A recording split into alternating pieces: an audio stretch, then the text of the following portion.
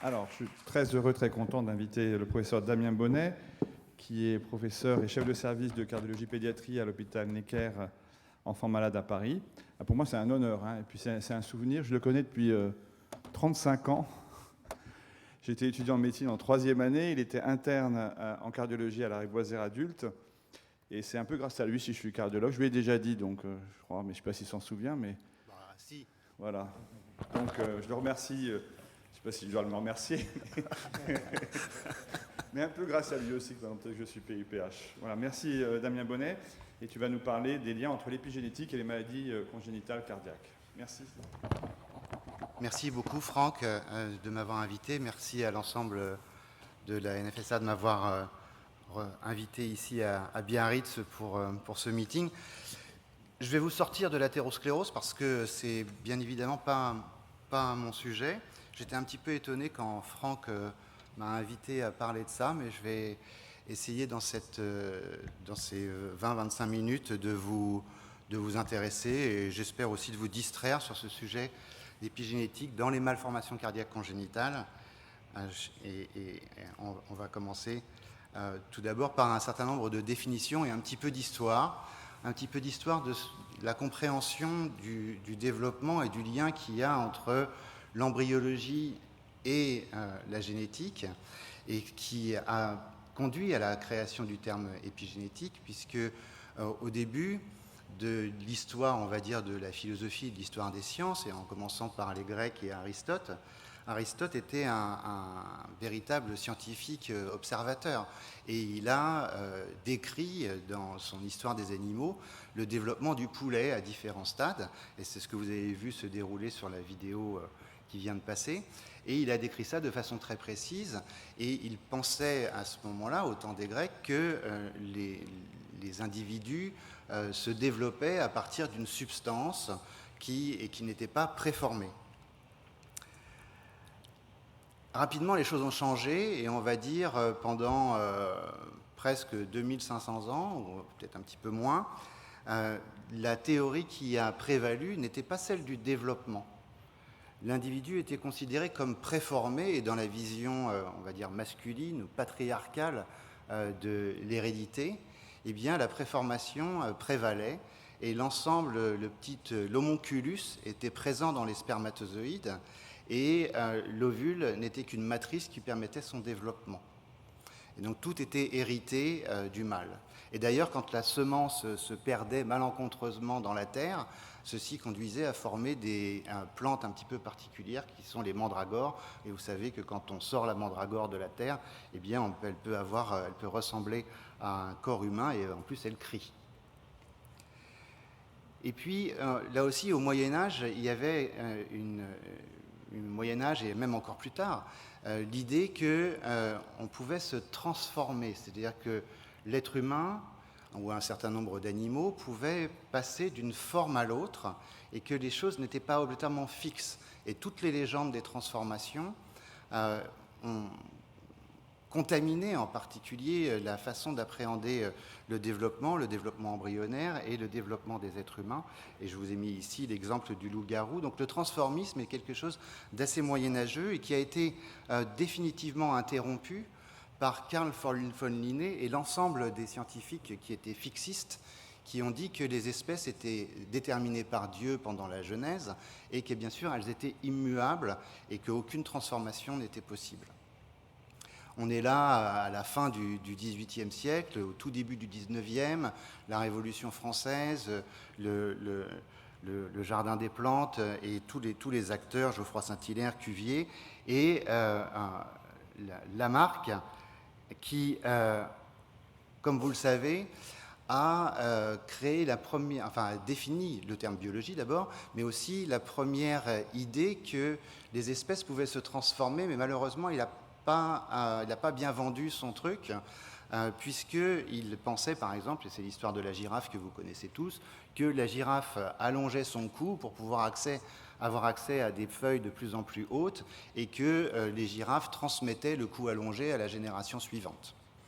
Donc cette idée que l'environnement influe sur le phénotype et ensuite soit transmis sur quelque chose qu'on ne connaissait pas à l'époque par les gènes à la génération suivante et celles qui fondent une partie de la théorie épigénétique qu'on connaît aujourd'hui et sur laquelle je vais revenir un petit peu plus tard. Bien sûr, cette théorie de Lamarck a été balayée par la démonstration, cette fois-ci par l'observation et par la théorie de la sélection des espèces. C'est-à-dire que la sélection des espèces, c'est uniquement les girafes à long cou qui vont survivre si l'environnement n'est fait que d'arbres à très hautes branches, et toutes les girafes à petit cou vont mourir. Donc cette sélection des espèces est aujourd'hui ce qui prévaut dans, bien sûr, notre compréhension d'un certain nombre d'étapes du développement. Et donc, c'est à partir de cette idée de la sélection naturelle qu'ont été créés ce qu'on appelle les arbres phylogéniques. Et les arbres phylogéniques sont déterminés justement par cette sélection naturelle, un certain nombre de branches étant interrompues par la mort des individus quand l'environnement ne leur est favorable ou qu'ils ne peuvent pas se reproduire, et les autres espèces survivent à ce moment, dans ces conditions. Au moment de la découverte de l'ADN, on est revenu un petit peu à l'idée du fixisme, puisque la théorie de l'information, c'est-à-dire un gène qui est transcrit puis traduit en une protéine, c'est un petit peu comme si l'ensemble de l'information était déjà contenu dans quelque chose, qui était l'ADN. Et Umberto l'a dit, on a été un petit peu déçu qu'à partir du séquençage complet du génome humain, on n'ait pas eu toutes les informations disponibles pour comprendre toutes les maladies et les soigner.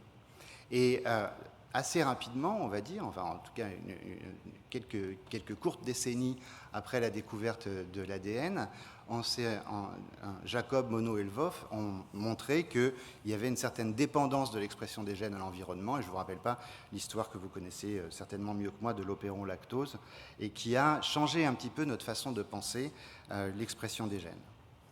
Et c'est Conrad Waddington qui a créé le terme épigénétique justement pour essayer de relier ces deux mondes, celui de la génétique avec la théorie de l'information et les traits transmis de génération en génération, et les embryologistes qui se demandaient comment on pouvait, à partir d'une cellule qui contenait un génome invariable, aboutir par des différentes mitoses et différentes sélections à des cellules qui étaient orientées dans une seule direction, que ce soit, comme on disait tout à l'heure, un cardiomyocyte, un épithélium ou un neurone.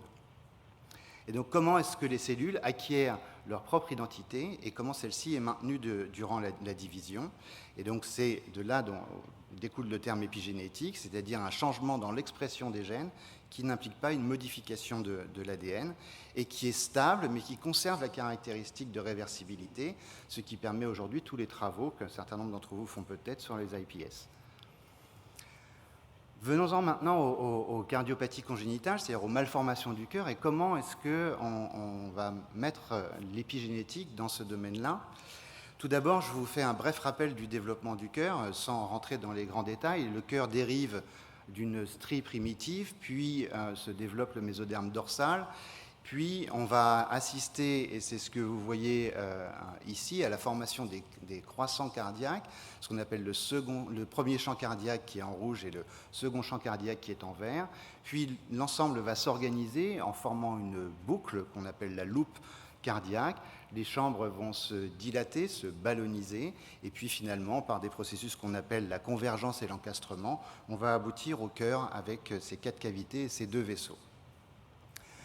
Au cours de ce processus, il y a une orientation des cellules vers différentes fonctionnalités dans le cœur qui sont listées ici, et bien sûr je ne rentre pas dans les détails, et ces cellules vont dériver diversement de ce qu'on appelle les champs cardiaques, le premier champ cardiaque, le second champ cardiaque, les cellules de la crête neurale rhombencéphalique qui vont migrer dans la région de sortie du cœur pour coloniser la base des gros vaisseaux et former l'aorte et l'artère pulmonaire, et puis une petite zone qu'on appelle le proépicardium, qui va aussi contribuer au développement des cellules épicardiques, mais aussi des cellules musculaires lisses des artères coronaires. Et donc tous ces champs cardiaques vont s'organiser pour créer le cœur, construire le cœur que vous connaissez tous. Les malformations cardiaques ont été supposées, comme toutes les malformations d'ailleurs, être d'origine génétique, puisqu'elles étaient anormales, c'était en quelque sorte des espèces anormales, donc des variations du génome vont conduire à des anomalies du développement. C'était l'hypothèse qui prévalait, on va dire, dans les années 80, fin des années 80, début des années 90. Et donc, tout le monde s'est mis à chercher des mutations dans les gènes de développement, dans les malformations cardiaques congénitales. Et voilà, on va dire une trentaine d'années plus tard, dans cette revue, là où on en est. En gros, il y a des anomalies chromosomiques avec une fréquence qui est relativement stable dans l'espèce humaine, autour de 10-15%. Un certain nombre de variations de nombre de copies qui expliquent ou qui sont associées à des malformations cardiaques. Quelques mutations ponctuelles dans des gènes de développement qui ont été décrites. Et puis des variations ou des variations dans des gènes qui codent pour d'autres types de structures. Mais globalement, on se rend compte que dans 2/3 des cas, les malformations cardiaques ne sont pas expliquées par des variations du contenu génomique. Et il y a d'autres arguments pour penser que les causes génétiques, c'est-à-dire les variations de l'ADN, ou le modèle de l'information génétique ne suffit pas à expliquer les malformations cardiaques, avec plusieurs arguments qui sont listés sur cette diapositive. La première, c'est qu'un certain nombre de mutations dans des gènes différents va conduire à des phénotypes identiques. Autrement dit, pour une même malformation cardiaque, on peut avoir plusieurs variations génétiques qui sont convaincantes sur le plan de leur pathogénicité. Donc, à l'inverse, on peut avoir pour une même mutation une multiplicité des phénotypes cardiaques. Et donc cette hétérogénéité génétique et hétérogénéité phénotypique mettent un petit peu à mal le caractère directement causal des variations de l'ADN dans la genèse des malformations cardiaques. Et puis enfin, il y a quelque chose qui est très important et qui s'observe dans la plupart des familles dans lesquelles on observe des récurrences de malformations cardiaques congénitales, c'est la pénétrance incomplète des mutations dans ces familles. Juste quelques exemples de ce type de situation. Pour une malformation qui a été décrite à Marseille, c'est pour Umberto, à la fin du XIXe siècle, par Arthur Fallot, qui est une des malformations les plus fréquentes du cœur, avec une communication entre les ventricules et un rétrécissement de l'artère pulmonaire. Eh bien, aujourd'hui, on connaît plusieurs dizaines de gènes, et la façon de penser, c'est pas un gène donne une cardiopathie, c'est plutôt un gène perturbe ou quand il y a une variation génétique dans un gène, eh bien ceci va perturber l'organisation d'un réseau de gènes qui va intervenir sur différents mécanismes de développement du cœur, la migration cellulaire, des mécanismes apoptotiques, des mécanismes de coopération cellulaire, de mobilité cellulaire, de développement vasculaire, etc. Et donc aujourd'hui, le paysage génétique de la tétralogie de Fallot, eh bien, c'est celui qui est représenté sur le schéma de droite, c'est-à-dire ce schéma de network que vous connaissez dans d'autres situations. L'hétérogénéité phénotypique, on donne là aussi un seul exemple, qui est celui d'un syndrome microdélétionnel dans lequel il manque un morceau du chromosome 22, qu'on appelle le syndrome de DiGeorge. Et on sait que le gène majeur qui intervient dans le développement de la région de sortie du cœur, qu'on appelle la région conotroncale, s'appelle TBX1 dans ce syndrome. Mais ce qui est curieux, c'est que les patients qui ont tous la même anomalie génétique, c'est-à-dire une haploinsuffisance de TBX1, vont avoir des phénotypes extrêmement variés qui, certes, concernent la même région du cœur, mais sont différents en termes de physiologie et d'anatomie. Et on considère aujourd'hui que l'haploinsuffisance de TBX1 perturbe un mécanisme développemental qui est la migration des cellules de la crête neurale dans cette région de la sortie du cœur, et que derrière, eh bien, on a bien du mal à expliquer l'hétérogénéité phénotypique. Donc on a un gène et plusieurs cardiopathies, même si elles procèdent d'un même mécanisme embryologique. Pour la pénétrance, et là aussi je pense que je n'apprends rien à beaucoup d'entre vous, il y a des situations de pénétrance incomplète qui sont expliquées par un grand nombre de mécanismes dans lesquels je ne rentre pas, et c'est la ligne du haut. On peut avoir des phénotypes atténués, c'est-à-dire des formes de malformations plus ou moins graves, avec la même variation dans l'ADN. On peut avoir la combinaison des deux, c'est-à-dire la pénétrance incomplète associée à une variabilité d'expression, ce qui peut expliquer que des individus porteurs d'une mutation ont ou n'ont pas de phénotype, ou ont des phénotypes subtilement différents. Et puis enfin, un certain nombre de gènes de développement, bien sûr, interviennent dans le développement d'autres organes. Et ils sont pléiotropes dans leur expression. Et c'est la raison pour laquelle un grand nombre de malformations cardiaques sont associées à des malformations dans d'autres organes et constituent ainsi des syndromes qui sont soit bien connus, soit qui sont plus rares et moins bien caractérisés. Pardon. Donc dans les facteurs qui affectent la pénétrance et l'expressivité des malformations cardiaques, eh bien, il y a les mécanismes que Umberto a déjà décrits, c'est-à-dire tous les mécanismes globaux, donc qui correspondent généralement à des phénomènes d'environnement, de vieillissement, de compensation génétique, de purge des protéines anormales à l'intérieur de la cellule. Il y a tous les phénomènes d'expression génique, et c'est là où interviennent les marques épigénétiques, et en particulier toute la régulation de l'expression des gènes, mais il y en a bien d'autres. En particulier dans le cœur, il y a beaucoup de mécanismes d'isoformes qui viennent compenser un certain nombre de variations génétiques. Et puis enfin, il y a ce que les généticiens considèrent le plus souvent comme des causes des relations phénotype-génotype, mais qui peuvent être expliquées par d'autres choses, comme le type de variance et conséquences en termes de protéines, etc. Donc, aujourd'hui, ce qu'on sait, c'est que ces variations épigénétiques sont importantes, puisque un grand nombre d'anomalies cardiaques ne sont pas expliquées par des variations de l'ADN. Donc, pour un même fond génétique, on va avoir des phénotypes différents qui peuvent être liés à ces anomalies d'accessibilité des gènes, d'expression, soit surexpression, soit sous-expression. Le deuxième facteur sur lequel je viendrai juste à la fin, c'est celui de l'environnement. C'est-à-dire le cœur est un organe en développement qui subit l'influence de la circulation sanguine et du flux et de l'hémodynamique et de la signalisation en relation avec l'hémodynamique, et qui est à la fois très vulnérable à ces changements, mais aussi extrêmement adaptable et extrêmement solide. Mais cette vulnérabilité, cette adaptabilité à l'hémodynamique, en particulier pendant le développement et pendant la vie fœtale, explique qu'on a un certain nombre de sets limités de malformations cardiaques, puisqu'un certain nombre d'entre elles ne vont pas autoriser la vie du fœtus et vont conduire très rapidement à la mort fœtale. Tous les mécanismes épigénétiques ont été décrits en association avec les malformations cardiaques, et ceci a déjà été dit.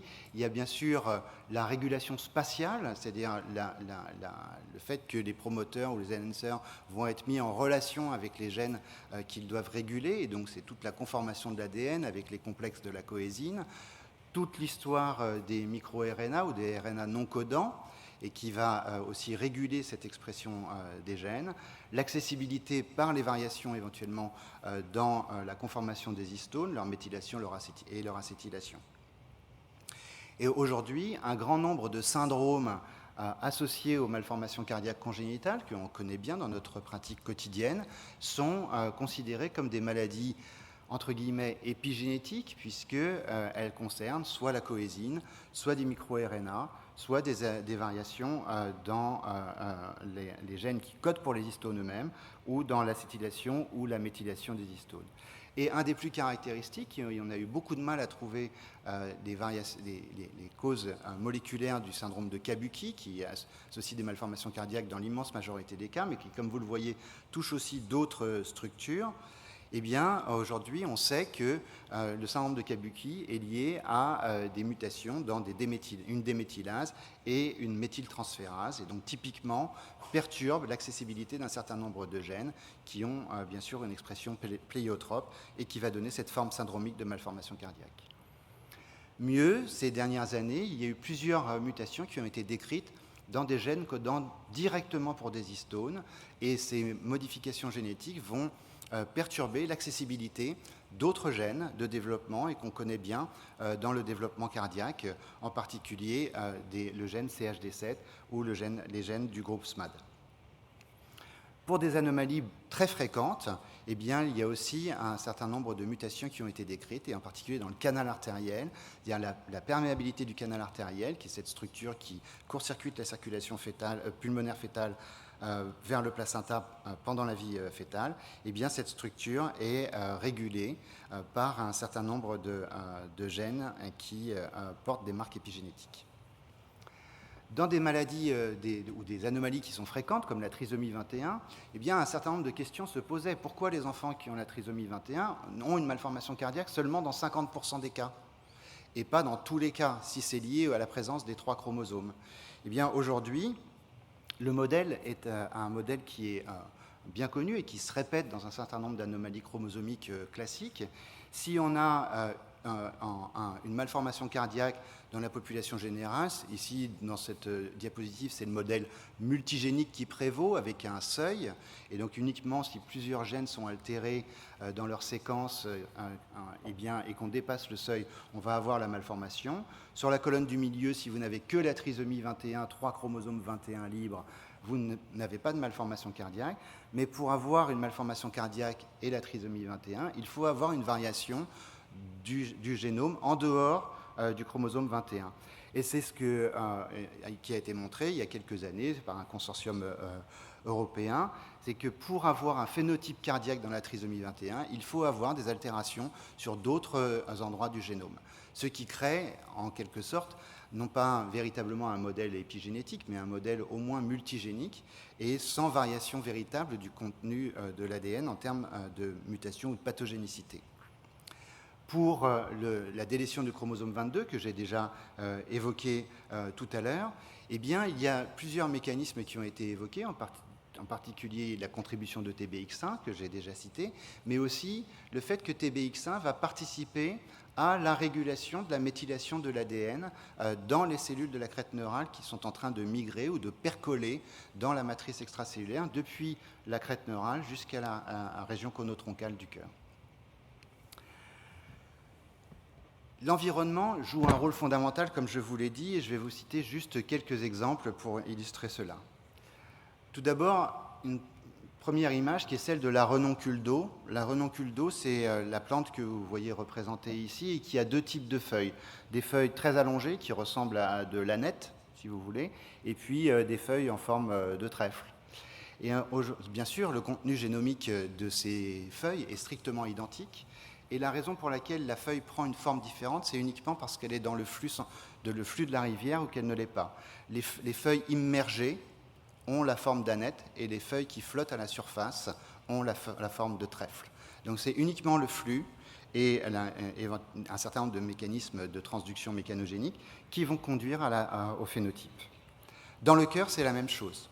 Dans le cœur du fœtus, la répartition du débit sanguin fœtal combiné, il y a un seul débit cardiaque chez le fœtus, en plus il y a le placenta, c'est un peu compliqué, eh bien on sait que sur cette image, le débit qui rentre dans le ventricule gauche est moins important que le débit qui rentre dans le ventricule droit, et derrière, on a toutes les conséquences d'aval, c'est-à-dire que toutes les structures vont se développer au prorata du débit sanguin qui les traverse.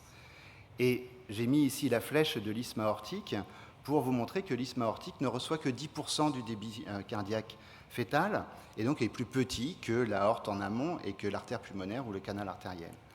Voici une échographie cardiaque strictement normale d'un fœtus au 3e trimestre, où on voit bien que le ventricule gauche est plus petit que le ventricule droit, et ceci est lié uniquement à la proportion du débit sanguin qui le traverse. Maintenant, si je modifie de 6%, c'est pas beaucoup, 6%, la contribution, ce qui remplit le ventricule gauche et ce qui remplit le ventricule droit, eh bien on passe de 34 à 28 pour le ventricule gauche, 66 à 72 pour le ventricule droit, mais en aval, les conséquences sont importantes puisque vous voyez que l'isthme aortique n'est plus traversé que par 4% du débit cardiaque. Donc une petite variation du débit de la répartition du débit sanguin fœtal combiné va conduire à un rétrécissement de l'isthme aortique et à une cardiopathie très classique qu'on connaît très bien, qui s'appelle la coarctation de l'aorte. Et la coarctation de l'aorte, c'est une cardiopathie purement hémodynamique, et on voit sur ce scanner que l'aorte horizontale est petite, et puis elle se termine par un isthme très rétréci avant le gros tuyau qui s'appelle le canal artériel. Donc une cardiopathie purement liée au débit. Et il y a bien d'autres exemples. Les jumeaux, c'est aussi très intéressant parce que les jumeaux ont le même génome. En tout cas pour les jumeaux qui sont, on va dire, monozygotes initialement. Je vous rappelle très brièvement les différents types de jumeaux monozygotes. Ils peuvent avoir 2 placentas, 2 poches, un seul placenta, 2 poches, ou un seul placenta, une seule poche. Et ce sont des modèles très intéressants pour nous de malformations cardiaques qui ne sont pas liées à des variations du contenu génomique. J'ai mis ici un jumeau acardiaque. Il y a un seul placenta, 2 poches, et le jumeau qui n'a pas de cœur, en fait, se comporte comme une fistule artério-veineuse et va donner de l'insuffisance cardiaque à l'autre. Quand il y a un seul placenta, 2 poches, mais qu'il y a ce qu'on appelle le syndrome transfuseur-transfusé, le jumeau qui est petit va se comporter comme un rein clampé. Et il va intoxiquer l'autre avec de l'angiotensine et il va lui donner une cardiomyopathie dilatée. Mais lui-même, celui qui transfuse, va avoir un petit ventricule droit. Et donc ce sont des anomalies malformatives ou fonctionnelles qui ne sont pas du tout liées au contenu génomique, mais uniquement au processus de gémellité. Enfin, les jumeaux qui n'ont qu'un seul placenta, une seule poche, eh bien, ils sont un petit peu curieux parce qu'ils ressemblent en fait à un individu chiral, c'est-à-dire les deux mains. Et donc la chiralité, c'est quelque chose qui est très important puisqu'elle est déterminée dès le stade quelques cellules dans le développement embryonnaire et elle va ensuite se poursuivre en particulier dans la détermination de la latéralité gauche-droite du cœur, et ceci initialement est lié au mouvement des cils sur la plaque embryonnaire qui vont projeter exclusivement du côté gauche essentiellement les précurseurs d'un gène ou les activateurs d'un gène qui s'appelle nodal, et ce qui va déterminer le côté gauche, le côté droit étant déterminé par défaut. Et donc cette expression latéralisée de nodal qu'on voit dans de très très nombreuses espèces qui sont latéralisées est absolument fondamentale pour la latéralité gauche-droite et bien évidemment pour le développement du cœur. Et on peut avoir différentes façons d'altérer ceci, soit en situs inversus, c'est la droite de la diapositive, soit en faisant que l'information de latéralité soit absente. Et à ce moment-là, on va avoir un grand nombre de malformations cardiaques qu'on appelle les hétérotaxies, c'est-à-dire les arrangements aléatoires des différentes structures du cœur. Ces hétérotaxies, elles sont curieusement fréquentes chez les jumeaux, un seul placenta, une seule poche. Mais il n'y a qu'un seul jumeau qui est atteint, l'autre a un cœur normal. Et bien comment ça se passe ? Ça se passe parce qu'il y a une séquence d'activation successive des gènes qui déterminent la latéralité. Et quand les jumeaux se séparent de façon tardive, et sur l'image de gauche, vous voyez une séparation qui est tardive, eh bien, le gène, la molécule qui s'appelle activine, va empêcher l'expression de nodal du côté gauche, ce qui fait que le jumeau chez qui cette expression est empêchée aura deux côtés droits. Si la séparation est un peu plus tardive, eh bien à ce moment-là, l'activine va jouer son rôle et elle va inhiber le côté droit d'un des jumeaux, mais nodal va diffuser et va faire qu'un des deux jumeaux aura deux côtés gauche. Et aujourd'hui, on explique donc par la temporalité de l'expression de nodal et de ces activateurs ou de ces inhibiteurs, le fait que ces jumeaux soient discordants sur le plan du phénotype cardiaque.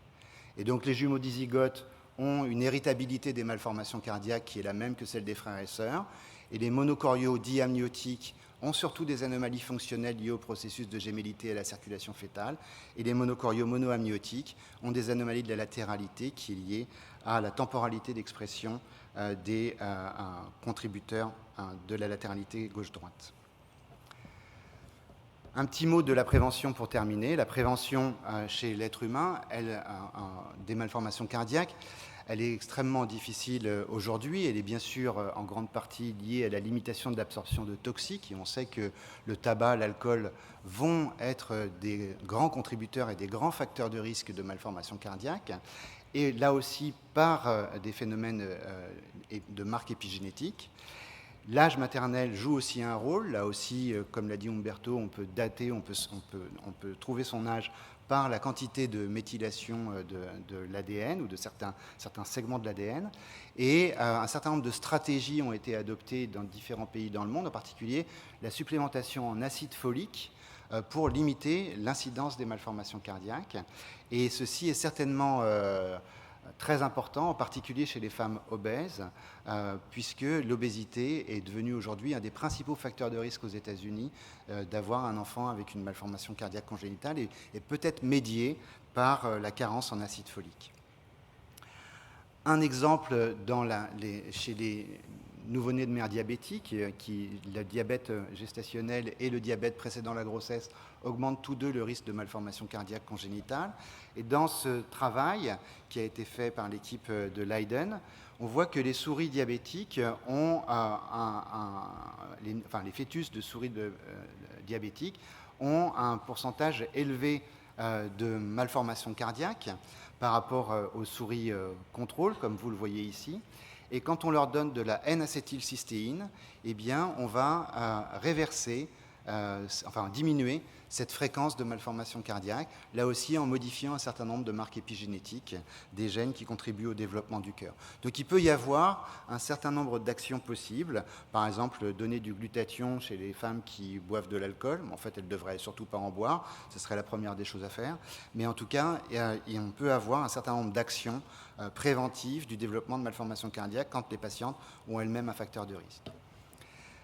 Donc, si on regarde aujourd'hui le paysage un petit peu épigénétique des malformations cardiaques congénitales, il y a un grand nombre de facteurs, les polluants, l'alcool, le tabac, le diabète ou un certain nombre de drogues tératogéniques qui vont, on va dire, modifier les marques épigénétiques et contribuer à des variations d'expression des gènes du développement du cœur.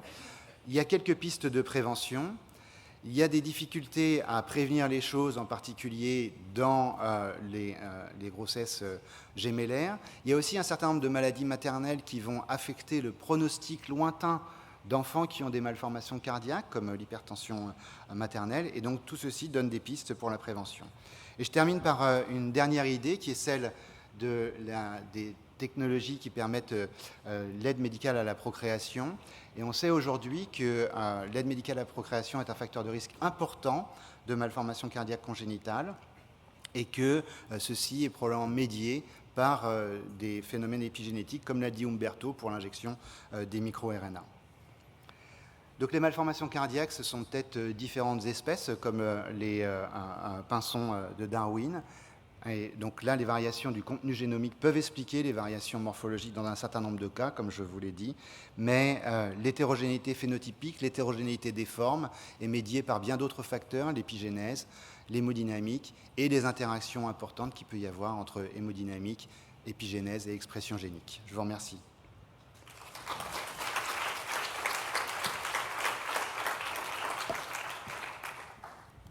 Merci Damien. Open for discussion. J'avais une question sur la coartation de l'aorte. Tu as dit que c'était une maladie surtout liée à l'hémodynamique.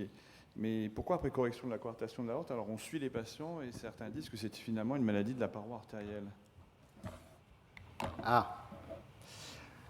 Si c'était une question hémodynamique, il suffirait de lever la correction et la coartation est... Alors, la genèse de la coartation est hémodynamique dans le sens où il n'est pas nécessaire d'avoir, par exemple, une anomalie de développement de l'isthme aortique, en particulier en termes d'expression génique locale. Donc, il n'y a pas d'anomalie de développement d'un arc aortique, on va dire, sur le plan embryologique. Donc, il suffit de réduire le flux. Par exemple, si on a un ventricule gauche fœtal qui est un peu restrictif, comme par exemple dans une cardiomyopathie hypertrophique de nouveau-né de mère diabétique, on peut avoir une coarctation. Donc la coarctation est purement fonctionnelle. Au-delà, une fois qu'on l'a réparée, la persistance d'une maladie artérielle de long terme, et en particulier le risque de devenir hypertendu ou le risque d'avoir une augmentation de l'épaisseur intima média sont liés à de très nombreux facteurs. Le premier, c'est la durée de l'hypertension artérielle en amont de l'obstacle. Donc quand on opère des nouveau-nés, cette durée est très courte, mais il peut y avoir eu, pendant la vie fœtale, des modifications de la rhéologie de l'aorte ascendante. Et la deuxième, c'est la géométrie de la crosse de l'aorte. Et la géométrie de la crosse de l'aorte n'est pas une géométrie romane, pour prendre une comparaison architecturale. Et quand on répare une coarctation, elle a plutôt une géométrie gothique. Et cette géométrie gothique va modifier la réflexion de l'onde incidente et en particulier, bien sûr, rapprocher l'onde réfléchie qui ne se fait pas aux iliaques mais sur l'aorte horizontale. Oui.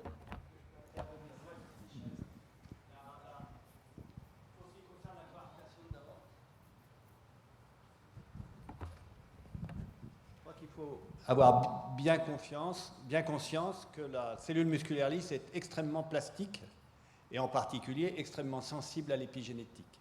C'est-à-dire que tous les phénotypes, la cellule musculaire lisse peuvent prendre presque tous les phénotypes possibles et imaginables, et en particulier quand il y a des modifications épigénétiques qui accompagnent par exemple la réparation d'une coarctation de l'aorte, elles vont porter sur les cellules musculaires lisses qui sont des cellules prolifératives dans ce type de situation, qui vont proliférer. Si elles ont une modification épigénétique, elles vont probablement transférer cette modification sur l'ensemble de l'arbre aortique, ou en tout cas sur un grand morceau de l'arc aortique par rapport à la coarctation qui est très très limitée sur quelques millimètres. Oui. Pour abonder dans ce sens-là, je suis tout à fait d'accord sur le fait que le fait d'avoir une coarctation de l'aorte, même courte en temps, puisqu'on répare aujourd'hui majoritairement des nouveau-nés, confère le risque de maladie artérielle à long terme et affecte l'ensemble de l'arbre artériel. Donc c'est tout à fait exact. Ouais. J'ai une question sur PMA et malformation cardiaque. Donc, quel est le phénomène qui explique l'augmentation de risque de malformation cardiaque?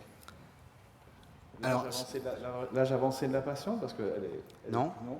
Il y a eu plusieurs travaux qui ont été regardés. D'abord, une des premières hypothèses a été celle que la plupart des grossesses induites étaient multiples. Et donc, pour les mécanismes que je vous ai exposés pour les jumeaux. Mais en fait, ceci a été exclu. Et ce qu'on sait, c'est que le principal facteur de risque, c'est l'injection à l'intérieur de l'ovule donc du noyau, mais aussi un certain nombre de composants cytoplasmiques. Et théoriquement, pendant le processus de fécondation, l'ensemble des marques épigénétiques est purgé. Alors, l'histoire de la famine hollandaise dit que c'est peut-être pas aussi vrai que ça. Et un certain nombre d'expériences disent que c'est peut-être pas aussi vrai que ça, mais théoriquement, toutes les marques épigénétiques sont purgées. Mais il est probable que l'injection d'une partie du cytosol du spermatozoïde, justement, contribue à la transmission d'un certain nombre de caractères épigénétiques et conserve cette empreinte pendant le développement. Merci aux deux orateurs. Merci Damien.